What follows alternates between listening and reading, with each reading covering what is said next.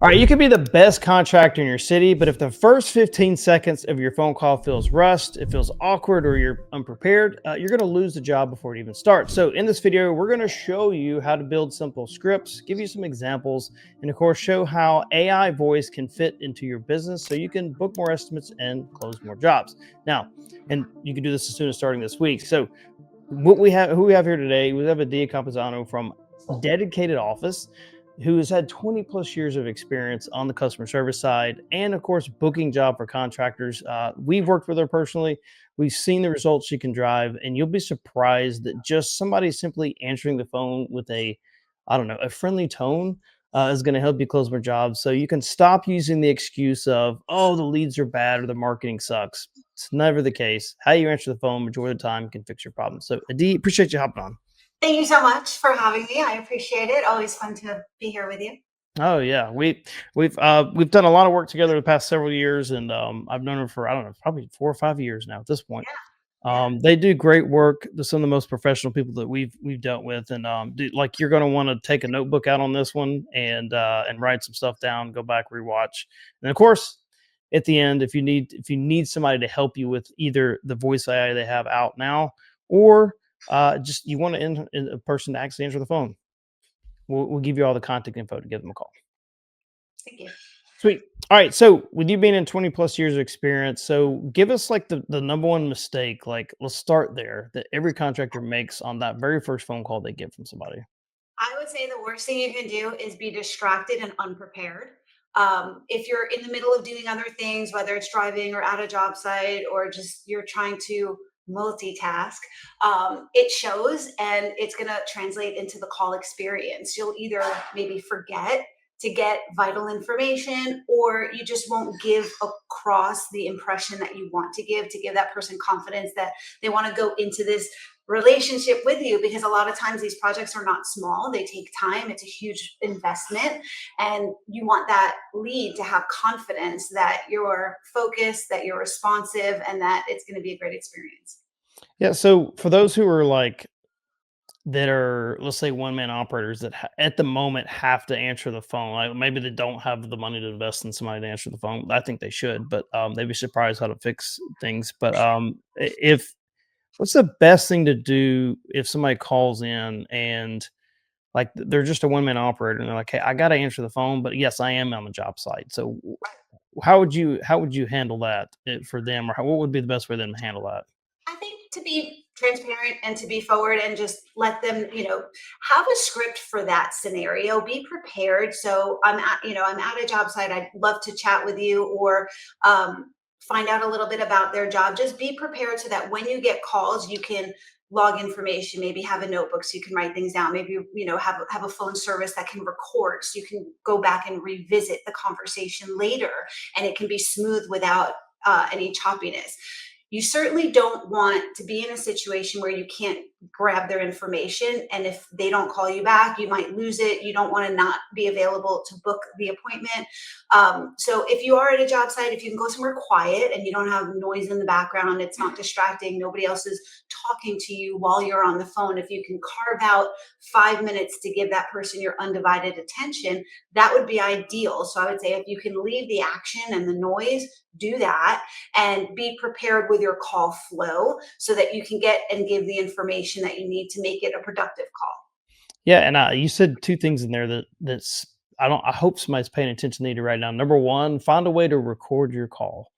I don't think people realize the value of recording and documenting everything from how you handle the phone in the field to whatever it is, because those are training purposes down the road and how you improve. And they just, some people don't see the value in that. I think that's the first thing. Second thing is obviously, like if you have to take the call, like you're giving them an opportunity to be like, hey, look, can I get your information really quick? Can you give me 5 minutes so I have your undivided attention? And just setting the expectation there, I think, because a lot of people are so scared of setting an expectation and communicating like, hey, we're in the middle of this right now. I'm so sorry, but I want to give you undivided attention, and then calling them back in that quiet place like you make it recommended. Uh, Communication, I guess, is key there, and set right expectations. So um how fast nowadays should contractors be answering the phone? Because the speed to lead thing gets feels like it gets like I mean, it gets used and abused now. Speed to lead, speed to lead. So, like, walk me through how fast do you think they should be answering? It's relevant, especially with services like Angie's or Thumbtack, where they're giving leads to multiple contractors. Speed to lead does matter. But the good news is that we're in a season where there's more tools than you've ever had. For example, voice AI calls in 3 seconds. And I'm actually curious how that's going to play out once it's more widely adopted and everybody's calling in 3 seconds. They won't be able to sell the same lead to everybody. So maybe that'll evolve the lead game. But the faster you call, the better. I mean, it's true because multiple people are going to follow up, and if it's not a service that's sharing the lead, that person carved out that time to find a contractor, and if they don't talk to you, they're going to call the next guy. So you do want to be responsive, whether it's answering your phone or following up on a web inquiry. Are people going to answer 100% of the time? No, but you won't know if you're not calling as quickly as possible. Yeah, and I think what about when it comes to like so and you're right, there's so many tools out there now that if you have somebody fill out a form on a website, there's automations in place to either send them a text or an email immediately, let in and then send the expectation in those communications as well as like we're going to call you in the next 5 minutes, we're going to call you in the next 24 hours. Right. And then of course still like if you're putting 24 hours on a phone call and this was a weekend, like you're going to miss out on those. And I think that's once again that's where marketing versus contractors, it hits the bill. We're like, you need to answer the phone faster. And they're like, well, your leads suck. All And right. it's a never ending cycle. But at the end of the day, once again, still the training needs to be done on this part here. Yeah. Um, Talk about the first impression for a moment. Like, what does it sound like when it's done right? Um, when it's done well, they're clear on who you are, what you're able to do, you're getting their information, um, you're listening. I think people really, especially going into a contracting project, either they're in pain, something flooded, something's leaking, it's bad, or they're super excited because they're going to get a new kitchen or new bathrooms. But it's always a big investment because your home is your biggest investment, and it could, even if you do commercial, your business is a huge investment. So I think that when it's done well, you want to make sure that you're asking questions, that you're listening, that you are logging that information, especially like we said, having it maybe recorded so that when you revisit them, it's like it wasn't for nothing. They gave you the information and now you're retaining the information. But you want to let them know a little bit about your business reputation, the way you do things, kind of set the tone for the relationship and give them confidence that they've called the right person. I agree. So getting it talking about questions for a moment. So let's get in since you book calls for contractors. Let's get into the best way to structure the qualifying questions. So we'll just kind of jump into that because number one, I think we could get into branding and things like that. Because I think number one, it should be very clear when you answer the phone who it is. Because Right. how many times you heard these guys go, "Hello, yeah, yeah, this is me. How can I help you?" And it's like you're like, "Ugh, it's killing me because like nobody knows who they called and they're hesitant. Like, did I call And the the wrong person?" energy too, like even your demonstration. If you're low energy, it doesn't breed a ton of confidence because this is hard work. And so you want to, you want people to hear your smile over the phone. It sounds corny and cliche, but it's true. Just be friendly. Yeah, and that's you to me. I get frustrated. The most frustrated with not just contractors, any business owner that gets mad because the right kind of person didn't call their business. I'm like, are you kidding me? Somebody took the opportunity to give you a call. You should be grateful and thankful for it. Doesn't matter how it came to you. Doesn't matter if they're the right fit or not. Yeah. Like if you can have gratitude towards everybody that reaches out to your business and be helpful to them, be friendly, you'll be surprised how many people will get referrals from it. I've gotten people send me referrals that never worked with me before because I was just helpful. I was Yeah. nice. Listen, Privacy should definitely be a business strategy. I know we implement it in our company. We're grateful every day for like you said, every opportunity, every interaction. And so that's a great reminder I think people need to hear yeah. because your thought process about business and your sentiment towards it does shape things. Oh yeah, absolutely. So let me go back. I got us off track. All right, questions. So talk about qualifying questions for a moment. Let's think about. I guess I don't say we want to build a script for per se, but like Yeah. opening of a call, what should it be like for them? And this is going to be for anybody that you essentially anybody that has a sales team or anybody that could even be a one-man operation. It doesn't matter. At some point in time, you have to set this up for your business. So what's the first thing you want to do? How do you want to start out the call? Well, you want to know who you're speaking to, so that's a good starting point. Is get their name. If they've called you or you have a lead, you have their phone number. If they filled out information, then you do have their contact information. You may qualify, just confirm it. I wouldn't spend too much. I would make sure you know who you're talking to, get their name, make sure you have their number, and then talk about the project because that's what they're excited and interested in. I personally don't need to give my address out unless I know you're coming. So that doesn't need to be the first thing to get. I would first earn their attention. And so ask about the job. For example, if it's a painting company and they're a painting contractor, is it interior or exterior? Is this at your home? Are make sure they're the homeowner, that you don't have a tenant trying to paint the whole house on the landlord's dime. Um, how many rooms? Have you thought of colors? Is there anyone else who should be involved in the color choice, the budget, or the scope of the job? So you just want to get the information so you know what you're dealing with, and then communicate any of your little value adds. If you do a free color consultation, or if it's a kitchen remodel and you're going to show them a portfolio, or you help them with design services, things like that. So you want to communicate, like understand the scope of their job, and then communicate why they should go with you, what is going to be wonderful about that experience. Yeah. What? So you talked about getting scope of work as far as that's concerned. I think one thing, and you mentioned it anyway, is like having a keen interest in what their problem is and or like what are they wanting to do with their home. Yeah. If you're a painting contractor or you're a remodeling company, it doesn't matter if it's roofing, fencing. We work a lot of fencing clients now. Like, why in the world do they want this done? And if you're not interested in that, you're just like, I'm just here to just put it in the line and put it in the queue. But if you're not interested in like why they want those things and invest in interest in that person, they're not going to care. Like they're gonna feed off that energy, I think. So if you're not generally excited about either A, helping them, whatever the problem may be, or B, like, and I think of it this way, like for painting for a moment, I'm getting off track here, but like if I'm calling somebody to do painting, I don't know anything about the kind of paint, what I should use. There's things that I'm not even thinking about when it comes to painting my home, and so allowing the opportunity to really listen to what it is they're trying to do will be super helpful. Like if it's like I want to paint the living room of my home. Okay, great. Well, what does that look like? What is it? Okay, does it extend another part of your home? What is the other part? How does it flow in your home? Like all of a sudden, there's questions I didn't think about. And it's like, crap, I probably need to paint this, Right. and think about the color. So it's Well, understanding the full scope of like what they're trying to do and accomplish, and that allows you to charge more money, be a better quality contractor. yeah.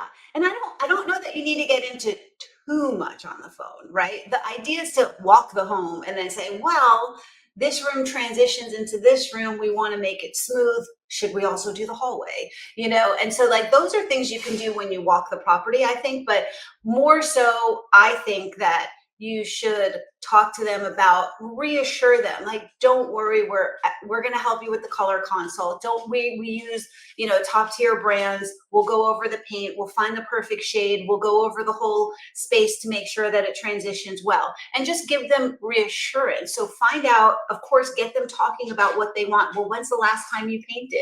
How old is this paint that we're looking at? And just getting a little bit of rapport with them about the job. And then when you go to the property, you can make your professional recommendations. I think it's really important to know that you're the professional. When you get there, they want your recommendations, they want your advice. So I just made a mistake the contractors make. I got too deep in on it already.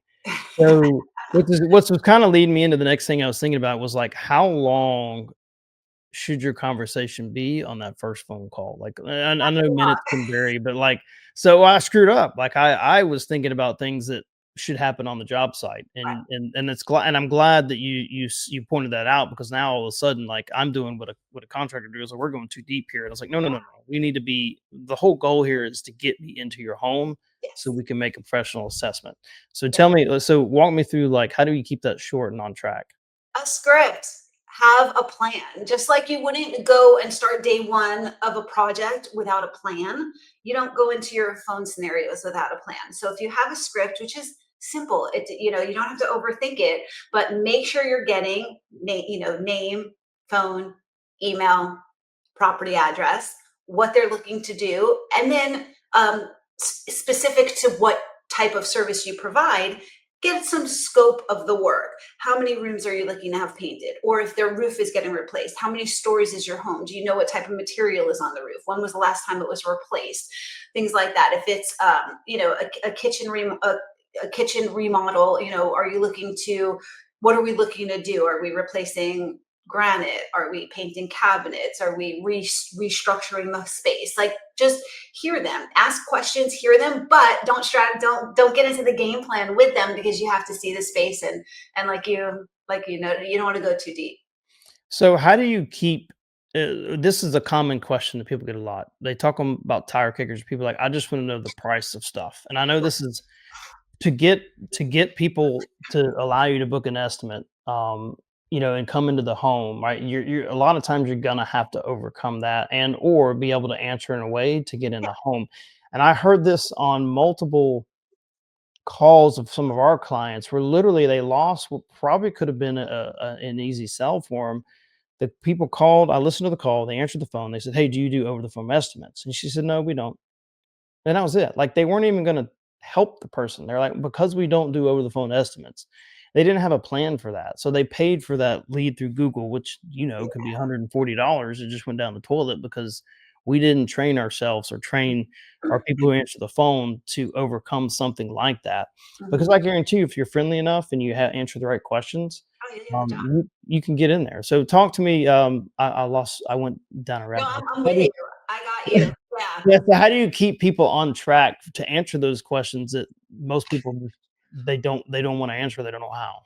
The first premise that you have to understand is people don't always know how to approach the conversation. So the easiest thing that they do is ask for price, because, like, that's always, you're always going to get to the price point, but it's not always the most important thing, and it's not always, definitely not the first thing that you need to discuss.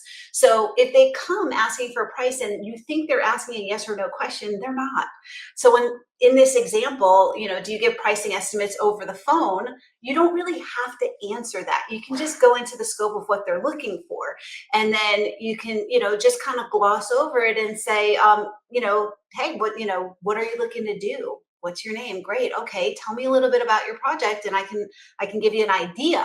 And then they'll start talking about the project and say, okay, well, in that case, what we actually really need to do is come out and measure, decide what kind of options you want, because we have, some low tier options, we have some more premium options, we have different, we have options for every budget. And then you can kind of go into that, and a lot of times they forget that they even asked for price. I mean, I hear this all the time. It's just they don't know how to start the conversation. Now, if you have people who are dead set, like, I'm going to get a price or I will not do business with you, like, there are those people, and it's okay. And you just have to decide what's important to you.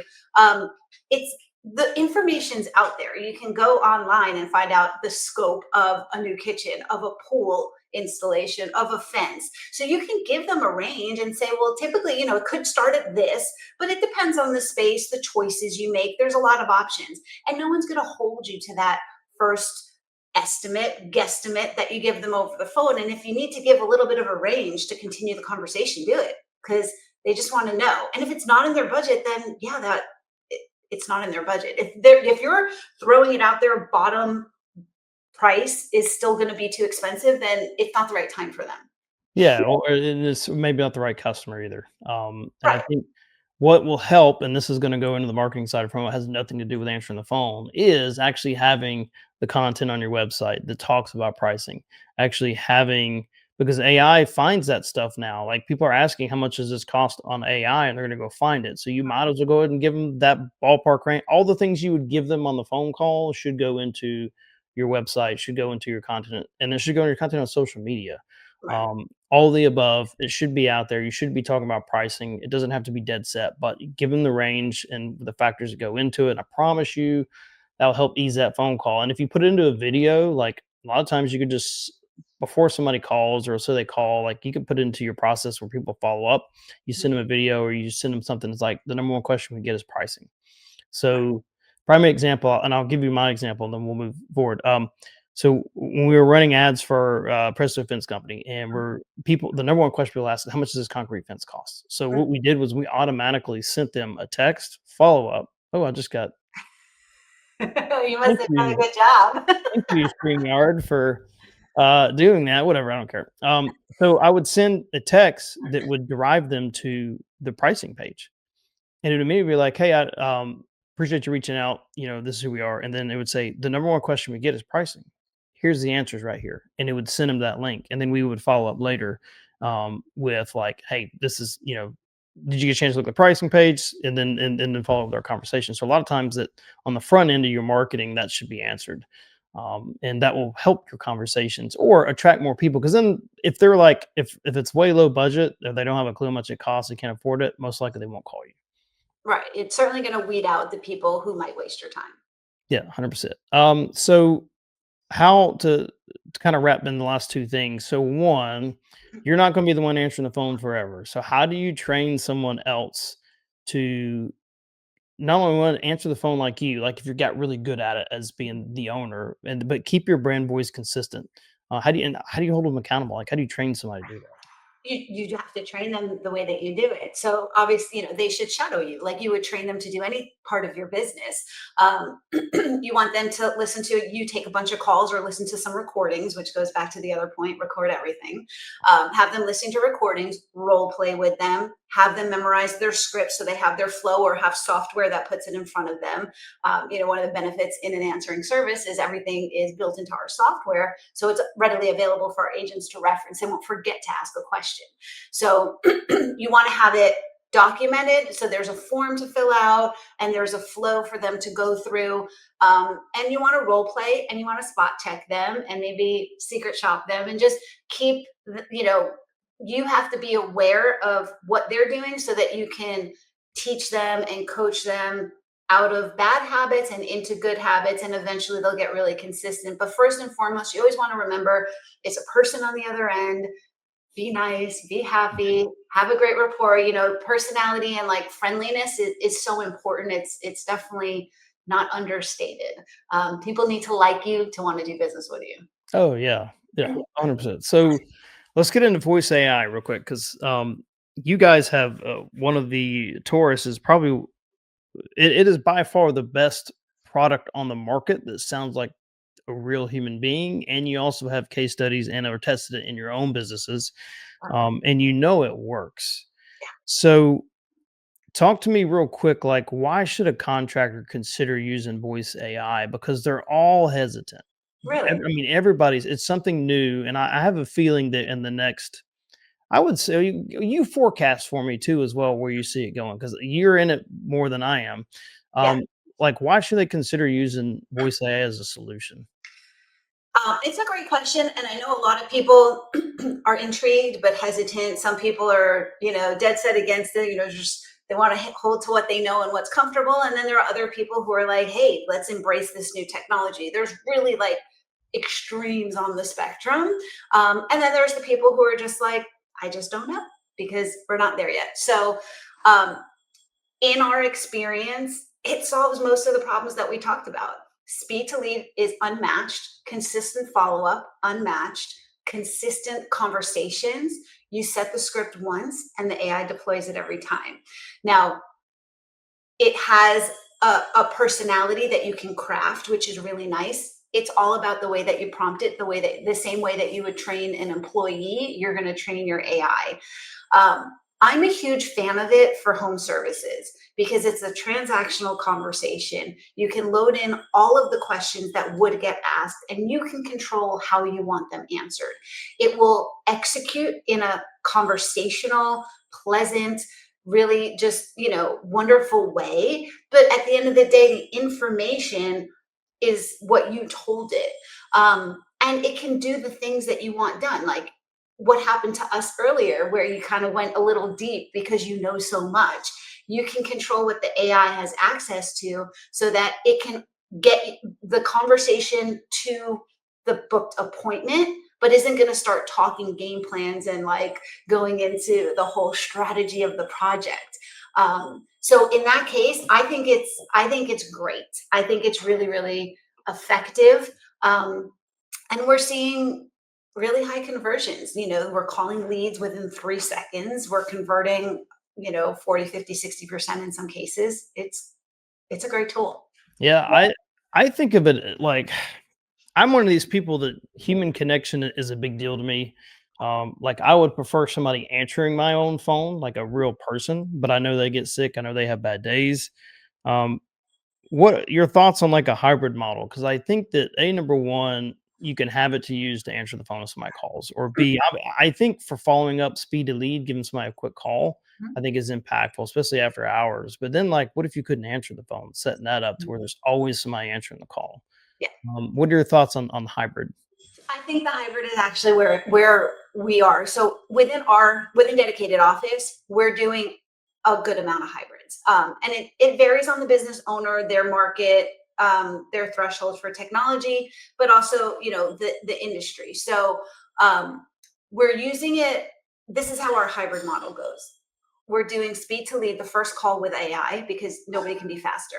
Some of the follow up calls or inbound calls are handled by people during the day. After hours is always handled by AI.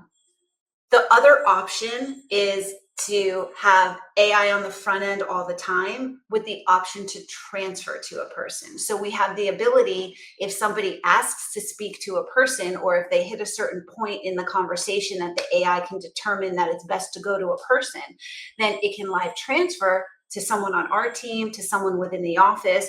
So like we're able to take the entire burden off of the business owner by following up, utilizing AI for the things that are beneficial there. And then if something's more complex, if something requires a little bit more of a human touch, there's a team there as well. So if you have one person, if it's your spouse, if it's you, and you can handle calls, but you don't want the whole volume of calls, AI can take a lot of the load off and then transfer to you when it's something that just it can't be done, or it's just that person doesn't enjoy talking to technology. Yeah, yeah. Well, you'd be surprised how many people have said, "I didn't know you that this was AI." Most people have no idea on ours. No, it's wild. And if that's a solution, which I'm gonna give you a chance now to talk about dedicated office and Taurus. But yeah, so I think for contractor, I think this is great information for most everybody in building a script and understanding the power and impact of that first phone call and how it drives your conversions higher than anything else. If you're gonna focus on anything else, if you're just a solo contractor right now, or even if you're currently trying to scale, whether it be with sales teams or whatever, like that initial phone call is so crucial when people call you, and you can't be in a bad mood. you can't you can't be pissed off. You can't be like it has to be every single time you got to be on point, and that's hard to do sometimes with humans. So, Yeah. but no, I really appreciate this great info. So tell us more if we want to get in touch with you about working with you, um, whether it be with Voice AI, with Taurus, with dedicated office. Like, how do we get in touch with you? I mean, the easiest way, if you go to the website, you can book a call right on my calendar at dedicatedoffice.com. You can call our team, you can email our team. I don't know if you can put information on the Yeah. bottom of this. We can always add the contact information, but the easiest way, dedicatedoffice.com. You can call the number on there and talk to our humans. And then if you want to book an appointment, the book now button puts you right on my calendar, and then I can talk about all of the options, whether it's people, AI, a blended approach, or if you just have a question about how to do it in your own business, I'd be happy to help. Yeah, and with the amount of experience with the different industries you've worked with, and then just understanding business in general, that's the thing that people don't realize is a lot of these, the way that they're trained at dedicated office is those people have a great understanding of your business, and so it's not just like somebody that's reading a script on a call. Yes, the script is there, but they get it, they understand, and I think that's a huge impact of why. I mean, I you should be working with dedicated office if you don't want to hire somebody in house. So. Thank you. I appreciate it. Well, appreciate it for those who have checked out the video, stayed long enough. If you check out the screen, we'll have other videos on here how to generate those leads to get to that first phone call. So check it out somewhere on the screen. It'll be there. You can click on it. Hope that helps. Thanks.